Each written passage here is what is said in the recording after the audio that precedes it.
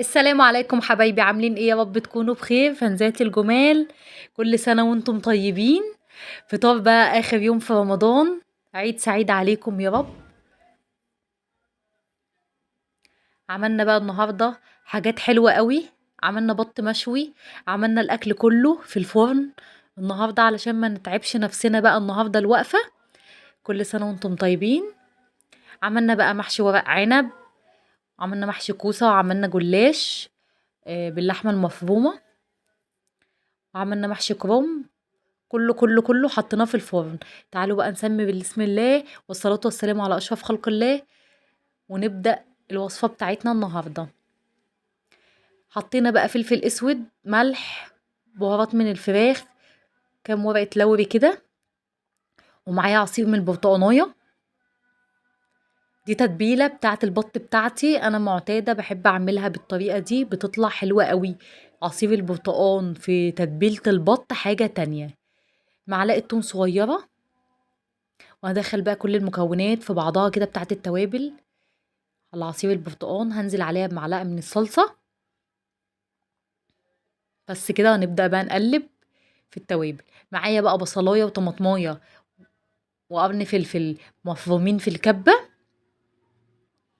وهدخلهم كده في قلب التوابل. وعندي بقى البطة بتاعتي مشطوفة كويس قوي قوي، ومنقوعة طبعا من قبل كده. هبدأ بقى أدعكها بقى بالخلطة بتاعتي الحلوة قوي دي من كل الجوانب كده زي ما انتوا شايفين. يلا بقى اللي لسه ما اشتركش في القناة يا ريت يشترك، ولايك وشير لو عجبكم الفيديو. وافتحها كده علشان التتبيلة تدخل جواها وتخلي طعم اللحمة حلوة قوي كده. بعد ما تبلتها هبدأ بقى اجيب الورق العنب بتاعي. طبعا انا قايله لكم قبل كده ازاي انا بعمل تسبيكة بتاعة المحشي، تقدروا ترجعوا للفيديوهات اللي قبل كده وهتشوفوا كل حاجة. ما رضيتش اطول عليكم بقى في الفيديو ده، قلت فيديو خفيف كده وسهل. جبت بقى الورق العنب وحشياه، ودخلت جوه البطه كلها وحشيتها. وجبت كيس حراري. الكيس الحراريه دي فعلا حلوه قوي في تسويه الاكل، بتخلي الاكل معاكي مستوي كويس جدا، وبيبقى طعمه حلو قوي وبدون ميه.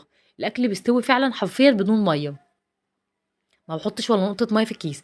جبت الكيس الحراري ده وحطيته في البطه اللي انا حشياها بالورق العنب، ورصيت جنبها الكوسه زي ما انتم شايفين، وقفلته وحطيته في صينيه وهدخله جوه الفرن.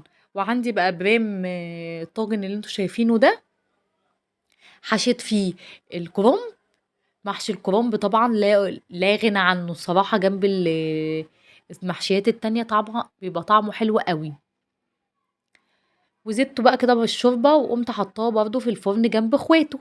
تعالوا بقى نعمل صينية جلاش بول سهلة جدا جدا جدا وبسيطة، وبجد مش تاخد منك ولا دهون كتير، ولا تورقي بقى، ولا سمنة كتير، ولا أي حاجة. بالعكس، يعني معلقتين سمنة هتعملي صينية الجلاش دي كلها بمعلقتين بس من السمنة. طبعا عصقت اللحمة، كلنا عارفين اللحمة بتتعصج ازاي.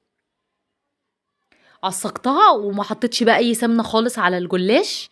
هبدأ كده أحط اللحمة بتاعتي في جنب واحد من الجلاش، والفه كده لفة رول كله. كل 3 ورقات على بعض بدون زبدة خالص، وهيطلع معاكي مورق وجميل جدا وطعمه حلو قوي. هحطه بقى، هعمله في قلب الصينية زي ما انتوا شايفين. الاكل النهارده كان سهل، كان بسيط. ما عملناش فيه اي افتكاسه، بجد كان كله سهل. وكمان دخلنا كل الاكل جوه الفرن، ما عملناش اي حاجه خالص على البوتاجاز. البط مع المحشي في الكيس الحراري حاجه تانية خالص، وطعمه طلع روعه. هنعمل بقى الجلاش بتاعنا، هنخلص كل الكميه اللي معانا. انا كان معايا لفه من الجلاش نص كيلو يعني، وعملتها بربع كيلو من اللحمه، وعملت ما شاء الله معايا الكميه كلها زي ما انتوا شايفين. بصوا، هلفه كده تاني. خلصت كده كل الكمية وحطيتها في الصاج، وهبدأ اقطعها كده قطع صغيرة بالتساوي زي ما انتوا شايفين. هبدأ بقى اعمل لها التشويبة بتاعتها، معلقتين من الزبدة سيحتهم، هنزل عليهم بكوباية من اللبن،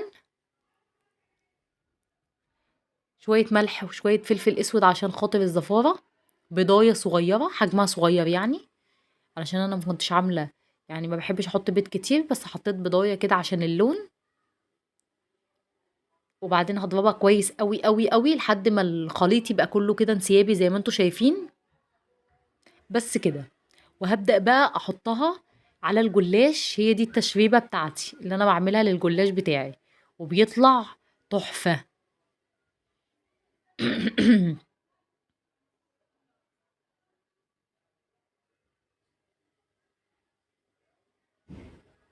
قولوا لي بقى بتحبوا تصلوا العيد ولا لأ؟ انا بحب صلاة العيد جدا جدا، اليوم ده بجد مش بننام، بنحب نستنى كده لحد ما الفجر يأذن ونصلي الفجر وبعدين نروح نصلي العيد. ربنا يا رب يجعله عيد سعيد عليكم يا رب وعلينا. ما تنسوش بقى الاشتراك في القناة ولايك والشير لو عجبكم الفيديو. كده بقى الجلاش بتاعي اتحمر كده واخد اللون من تحت، هبدأ احطه تحت الشواية. بصوا المحشي كده في الكيس مع البطاية حاجة روعة بجد، حاجة تحفة قوي.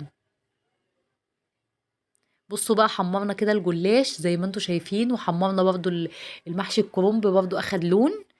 هنبدأ بقى نغرف الاكل في الطبق بتاعنا الكبير بتاع العزومات. بصوا بقى كله كده كله بجد في صينيه واحده، محشي مع البط مع المحشي الكوسه. بصوا المحشي الكوسه مستوي كويس ازاي، انا يعني قربت لكم بالكاميرا عشان تشوفوه بجد الاكل كان مستوي كويس قوي. يلا بالهنا والشفا للي كل حاجه، كل سنه وانتم طيبين وعيد سعيد عليكم يا رب. فيديو جديد من مطبخ ياسمين، دمتم في حفظ الله. اشوفكم بقى في ايام العيد، واحنا طبعا ملناش في الفسيخ، لينا في الرنجه بس. باي باي.